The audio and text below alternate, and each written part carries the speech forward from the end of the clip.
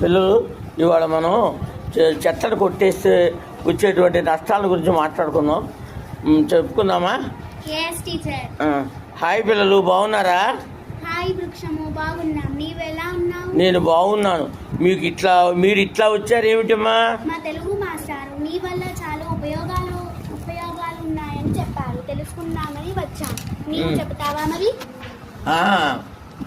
చెట్లను కొట్టేయటం వల్ల మనకు చాలా బాధలు ఉన్నాయి కదమ్మా. చెబుతా వినండి. నేను చల్లని నీడనిస్తాను, చల్లని గాలినిస్తాను, అందరికీ ఆశ్రయం ఇస్తాను అని మీకు తెలుసు కదా. అట్లాగా, ఇంకా నీవు మాకు ఏ విధంగా సహాయపడతావు? అవి మీకు తెలుసుకమ్మా. నేను ఆకులు, పూలు, పండు ఇస్తాను, కాయగూరలు కూడా ఇస్తాను, దుస్తులకు అవసరమైన వస్తువులన్నీ ఇస్తాను, తేనె మొదలైనవి నా నుండి లభ్యం అవుతాయి కదా మీకు. అట్లాగా, ఇంకా నీవు మాకు ఏ విధంగా సహాయపడవు? నా కలప గుజ్జుతో కాగితాలు తయారు చేస్తారు, నా బెరడుతో ఔషధ గుణాలున్నాయి, గృహాలకు అవసరమైన కలపనిచ్చేది నేనే.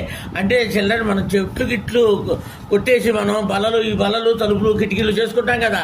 మరి చెక్కలతో ఎన్ని పనులు ఉన్నాయి, చాలా పనులు చేసుకుంటాం కదా. అన్ని పనులు ఇచ్చేదాన్ని నేనే కదా. అట్లాగా? అవును, నా వల్ల చాలా ఉపయోగాలు ఉన్నాయి. నన్ను మీరు రక్షిస్తే మిమ్మల్ని నేను రక్షిస్తా. తప్పకుండా చెట్లను రక్షించుకుంటాము. ఎన్నో విషయాలు తెలియజెప్పినందుకు కృతజ్ఞతలు. చెట్టు